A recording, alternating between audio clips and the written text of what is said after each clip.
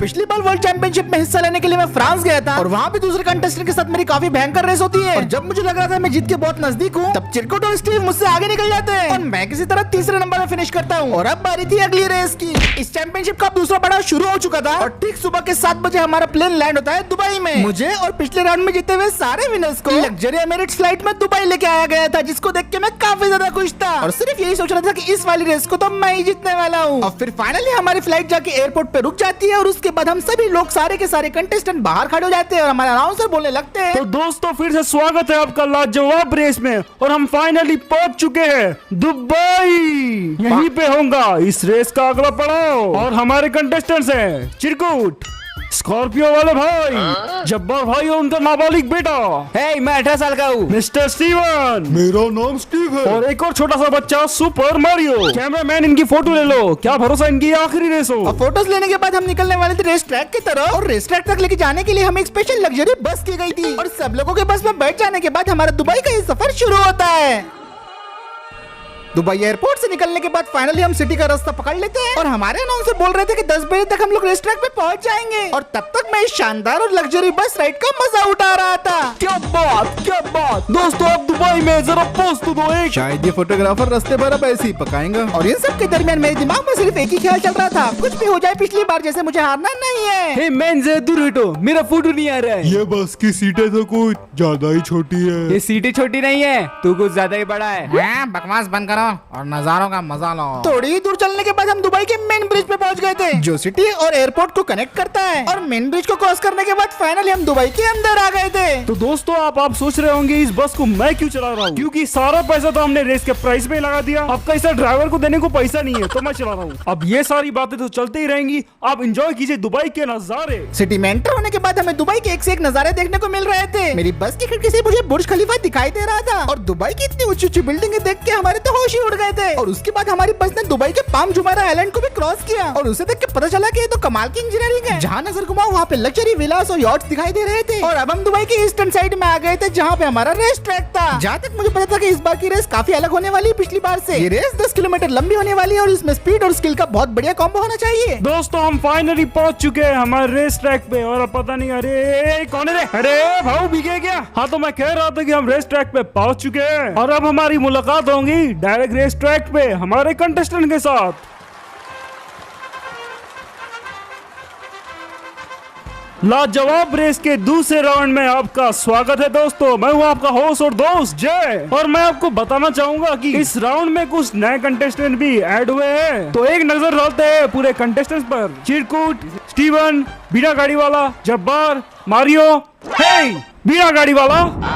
अब मेरी गाड़ी तो ट्रैक के ऊपर पहुंची ही नहीं थी, इसलिए मैं बिना गाड़ी के खड़ा हुआ था। भाई साहब आपकी गाड़ी कहाँ है? क्या पैदल ही रेस में हिस्सा लोगे? ये सुन के मैं उन्हें बोलता हूँ कि मेरी गाड़ी तो अभी तक रेस ट्रैक पे पहुंची ही नहीं है। ऐसा हो ही नहीं सकता, सभी की गाड़ियाँ प्लेन में आ चुकी है। अगर ऐसा है तो मेरी स्कॉर्पियो अभी तक रेस ट्रैक पे क्यों नहीं आई? शायद आपने प्लेन में डाली ना हो। ये क्या तमाशा लगा रखा है उसने? लगता है उस भिखारी ने अपनी गाड़ी बेच दी। अब मुझे काफी टेंशन आ गया था कि आखिर मेरी स्कॉर्पियो गई तो गई कहाँ। और ये सब देख के आराम से बोलने लगते हैं। अब आप सच बोल रहे हैं या झूठ, उसका पता तो सिर्फ एक बात से ही लगेगा, सीसीटीवी। दर्शकों हम कैबिन में आ चुके हैं और जल्दी मिस्ट्री सॉल्व हो जाएंगी। चलो रिकॉर्डिंग दिखाओ, दूध का दूध और पानी का पानी हो ही जाए। और फिर उसके बाद मेरे सामने सीसीटीवी फुटेज प्ले होना शुरू हो जाती है। फुटेज की शुरुआत में तो सब सही था और मेरी स्कॉर्पियो भी प्लेन में थी, लेकिन फुटेज जूम करने पे हमें बंदर का मास्क पहने हुए एक बंदा दिखाई देता है, जिसने किसी तरह मेरी स्कॉर्पियो को अनलॉक कर लिया था और गियर न्यूट्रल करके वो मेरी गाड़ी को धक्का दिया जा रहा था। और कुछ देर बाद उस बंदे ने ऐसी हरकत की जिसे देख के मुझे यकीन ही नहीं हुआ। उसने ना जाने किसी तरह कार्गो प्लेन का दरवाजा खोल दिया था और वो मेरी स्कॉर्पियो को धक्का देते हुए कार्गो प्लेन के दरवाजे तक लेके गया। और जैसे ही वो दरवाजे पे पहुंची उसने मेरी स्कॉर्पियो पे एक जोर से लात मार दी, जिसकी वजह से मेरी स्कॉर्पियो प्लेन से नीचे गिर गई। और फुटेज देख के तो इतना पता चल रहा था कि वो अब समुद्र में डूब चुकी है। मेरा 5 करोड़ जीतने का सपना सपना ही रह गया था।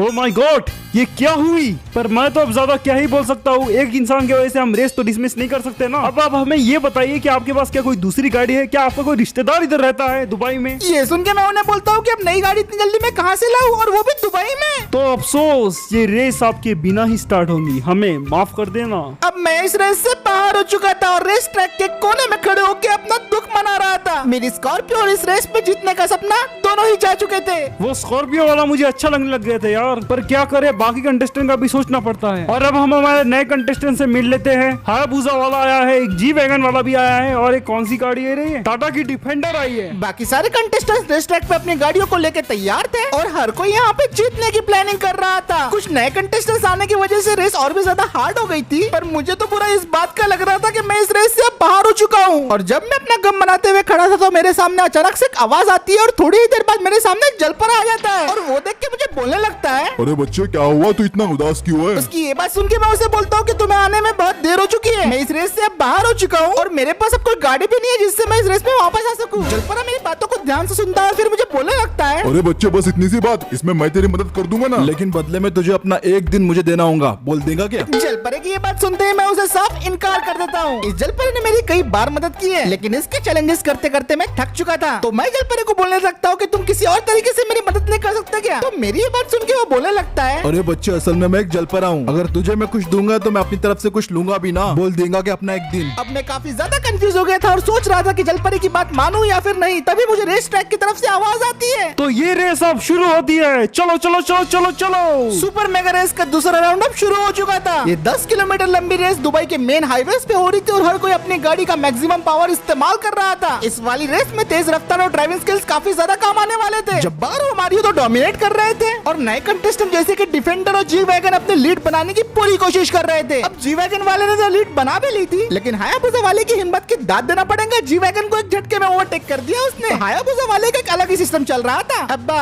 कहा था ना हायाबुसा बहुत अच्छी चलती है। कुछ भी वजह से आगे मत जाने देना। तुझे तो मैं ऐसे 10 हायाबुसा दिला दूंगा, बस एक बार मुझे ये रेस जीतने दे। जब बारो हायाबुसा फर्स्ट पोजीशन के लिए लड़ रहे थे, लेकिन डिफेंडर वाले के इरादे कुछ और ही थे और वो मौके पे चौका मारने का इंतजार कर रहा था। अब ये लोग तो ऐसे 2 किलोमीटर पार कर चुके थे, लेकिन मैं अभी भी रेस ट्रैक पे खड़ा हुआ था और जलपरा मुझे बोल रहा था, जल्दी फैसला कर बच्चे, वक्त निकला जा रहा है। पर फैसला करना बिल्कुल भी मेरे लिए आसान नहीं था और जैसे जैसे वक्त बीत रहा था ये रेस भी चेंज होते जा रही थी। स्टीव और डिफेंडर वाले के बीच में काफी तगड़ा वॉर चालू था और इसके चक्कर में बेचारा हायाबुसा वाला 5वें नंबर पे आ गया था। अब किसी तरह से वो डिफेंडर और जी वैगन को ओवरटेक तो कर देता है, लेकिन जब्बार और चिरकुट को पीछे करने में उसे काफी ज्यादा तकलीफ हो रही थी। चिरकुट बार बार उसके रास्ते में आ रहा था और जब्बार भी उसे आगे जाने का मौका नहीं दे रहा था। अभी हायाबुसा वाले का भी दिमाग सड़क जाता है और वो ओवरटेक करने के लिए अपनी बाइक की फुल रफ्तार से व्हीली कर देता है और ये ओवरटेक करने का बिल्कुल नया अंदाज था। अब्बा मुझे वो गाड़ी चाहिए।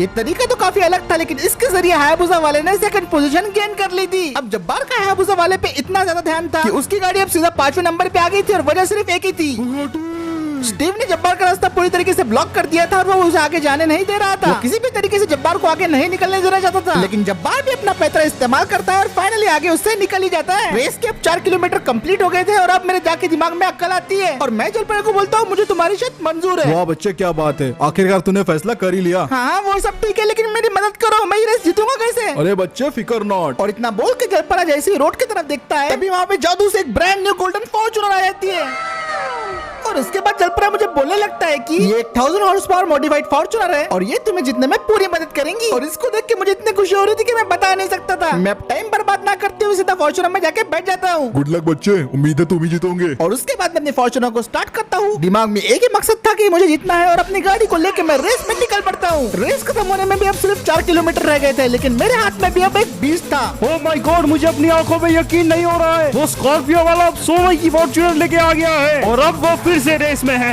इसमें कोई शक नहीं था कि मैं रेस में वापस आ चुका था और इस मॉडिफाइड फॉर्च्यूनर को मैं उसकी टॉप स्पीड पे भगाई जा रहा था। इसका पूरा पावर मुझे महसूस हो रहा था और पहले तो 3 किलोमीटर मैंने यूं ही क्रॉस कर लिया और सिर्फ कुछ ही मिनटों में मुझे बाकी कंटेस्टेंट भी दिखने लगे। सबसे पहले तो बेचारे मैंने हायाबुसा वाले को ओवरटेक कर दिया। उसे तो लिटरली समझ में नहीं आया कि उसके साथ क्या हुआ। फिर उसके तुरंत बाद जब्बार को भी ओवरटेक कर दिया और इससे पहले कि कोई कुछ समझ पाता मैंने चिरकुट जो अभी तक लीड कर रहा था उसे मैंने फटाक से ओवरटेक कर दिया और फाइनली अब इस रेस में मैं लीड कर रहा था। आगे तो आ गया था, लेकिन चिरकुट ये सब बर्दाश्त नहीं कर सकता था और वो फिर से अपने डर्टी पॉलिटिक्स शुरू कर देता है। वो मेरी मॉडिफाइड फॉर्च्यूनर से तो आगे जा नहीं सकता था, तो उसने वो हरकत की जो वो हमेशा करता है, अपनी गाड़ी से मेरी गाड़ी को टक्कर मारने लगा और वो जानबूझ के अपना टायर मेरे टायर में फंसाने की कोशिश कर रहा था, जिसकी वजह से मेरी गाड़ी की स्पीड काफी कम हो रही थी। अब मैं उसके जंगल में फंस गया था और जब भी मैं आगे निकलने की कोशिश करता हुआ अपना टायर मेरी गाड़ी में अड़ा देता और क्योंकि स्प्रैंगलर के एक्सट्रीम ऑफ रोड टायर्स थे तो उसके गाड़ी के टायर्स और मेरी गाड़ी के टायर्स बहुत बुरी तरीके से जाम हो रहे थे एक दूसरे में। चिरकुट पूरी कोशिश कर रहा था कि वो मेरी गाड़ी को डिसबैलेंस कर दे और 7 किलोमीटर का रास्ता भी अब क्रॉस हो चुका था। अब मैं चिरकुट से तंग आ चुका था और इसके चंगुल से निकलने के लिए मैं वही हरकत करता हूँ जो मैं बहुत सालों से करते आ रहा हूँ। अपनी गाड़ी पे अचानक से ब्रेक मारता हूँ जिसकी वजह से उसकी गाड़ी खुद पलट जाती है। चिरकुट को तो मैंने पीछे छोड़ दिया था लेकिन इसका फायदा उठाने डिफेंडर वाला आ रहा था। डिफेंडर वाले ने अब जाके अपनी गाड़ी का पावर दिखाया और वो पूरी रफ्तार से मुझे ठोकने आ रहा था और वो लगभग मुझे ठोकने वाला था तभी वहाँ पे बीच में हायाबुसा आ जाती है और उससे हल्का से टकराने की वजह से डिफेंडर का बैलेंस आउट ऑफ कंट्रोल हो जाता है और वो डिसबैलेंस होते हुए सीधा मेरे पास आती है। वो बुरी तरीके से मेरी गाड़ी के सामने घूम गई थी और मैं किसी तरीके से अपनी गाड़ी को संभालता हूँ लेकिन डिफेंडर आउट ऑफ कंट्रोल होकर टेक डाउन हो जाती है और वो इस रेस से अब एलिमिनेट हो गई थी। मुझे सोचने का भी टाइम नहीं मिल रहा था। पहले तो चिरकुट और उसके बाद डिफेंडर और जी-क्लास और मारियो तो इनके चक्कर में पीछे रह गए। अब यहाँ पे बेचारा हायाबुसा वाला मारियो से आगे निकलने की कोशिश कर रहा था लेकिन मारियो का बच्चा उसे आगे जाने ही नहीं दे रहा था। हायाबुसा वाला पूरी कोशिश कर रहा था कि वो मारियो से आगे निकले लेकिन मारियो का बच्चा अपनी कार को बहुत स्पीड में भगाया जा रहा था। अब हायाबुसा वाला ने फिर से यहाँ पे विली करने की सोची लेकिन जैसे ही वो विली करने की कोशिश करता है उसका फ्रंट टायर मारियो की कार से टकरा जाता है और उस हायाबुसा वाले का बुरी तरीके से एक्सीडेंट हो जाता है। वो बेचारा 3-4 पलटियां मार के जमीन पे गिर जाता है और उसकी हायाबुसा घसीटते हुए सामने चली जाती है और अनफॉर्चुनेटली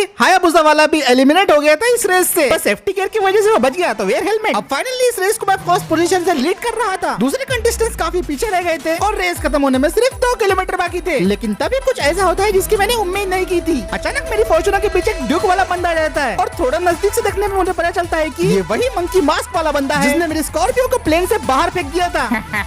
बच कर कहाँ जाओगे? मुझे समझ में नहीं आ रहा था कि अभी ये रेस ट्रैक पे क्या करने के लिए आया है। पहले तो मुझे लगा कि ये सिर्फ ऐसे पीछे करके मुझे परेशान करने के लिए आया है लेकिन इस बंदे के इरादे तो कुछ और ही थे। अब वो अचानक मेरी फॉर्च्यूनर के सामने आ गया, अपनी गन निकाली और मुझ पे पॉइंट कर दी और इससे पहले कि मैं कुछ सोच पाता वो मेरे ऊपर शूट करना शुरू कर देता है जिसकी वजह से मेरी फॉर्च्यूनर में बहुत सारा डैमेज आना शुरू हो जाता है। मैं अपने आप को बचाने की पूरी कोशिश कर रहा था लेकिन वो मुझ पे और गोलियां चलाई जा रहा था और इतने में उसकी चलाई गई गोली में से एक गोली जाके गाड़ी के इंजन को लग जाती है जिसकी वजह से मेरी गाड़ी के इंजन से धुआं निकलना शुरू हो गया था और मैं समझ गया था कि मेरी गाड़ी का इंजन अब डैमेज होने वाला है और इतने में मेरी नजर साइड वाले मिरर में आती है। मैं देखता हूँ बाकी सारे कंटेस्टेंट्स मेरे काफी करीब आ गए थे क्योंकि इंजन खराब होने की वजह से मेरी गाड़ी की स्पीड धीरे धीरे कम हो रही थी और मेरी गाड़ी में से अब कुछ ज्यादा ही धुआं निकल रहा था। चिरकुट और स्टीव ठीक मेरे पीछे ही थे। रेस खत्म होने में सिर्फ 1.5 किलोमीटर रह गए थे लेकिन मेरी गाड़ी का बुरा हाल था। धूल चाट भिखारी, धूल चाट।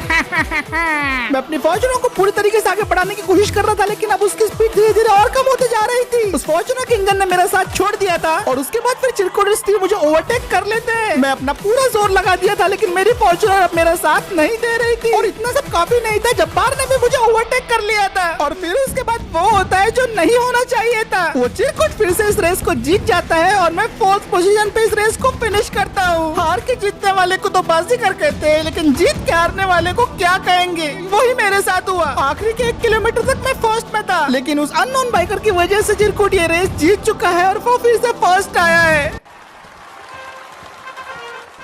दोस्तों हमारी लाजवाब रेस का दूसरा राउंड भी कंप्लीट हो चुका है और ये रहे सारे विनर्स आपके सामने। एक बार फिर से पहले स्थान पे आए हैं मिस्टर चिरकुट, दूसरे स्थान पे आए हैं हमारे स्टीव भाई और तीसरे स्थान पे आए हैं बाप बेटे की जोड़ी और बहुत ही मुश्किल से चौथे स्थान पे आए हैं हमारे फॉर्च्यूनर वाले भाई। एक बार जोरदार तालियां हो जाए इन सब विनर्स के लिए। और ये अब चारों के चारों कंटेस्टेंट जाएंगे इस रेस के फाइनल राउंड में जो होंगी वहाँ पर जहाँ पे आप कमेंट करोगे। तो जल्दी से रेस के फाइनल राउंड के लिए कमेंट करो। मुझे लग रहा था कि 5 करोड़ जीतने का ये मेरे पास आखिरी चांस है तो मुझे अगली वाली रेस में अपने आप को साबित करना ही होगा। अगली रेस भी अगर मैं इसी तरीके से हार जाता हूँ तो मेरे 5 करोड़ रुपए मुझे कभी नहीं मिलेंगे। तो फिर इसी के साथ आज का वीडियो यहीं पे खत्म करते हैं। अगर आपको ये वीडियो पसंद आया है तो वीडियो पे एक लाइक कर दो, शेयर कर दो और चैनल को पहली बार देख रहे हो तो सब्सक्राइब करना बिल्कुल भी मत भूलना। कमेंट करके जरूर बताना कि वीडियो कैसा लगा और मैं मिलता हूँ आपसे अगले वीडियो में।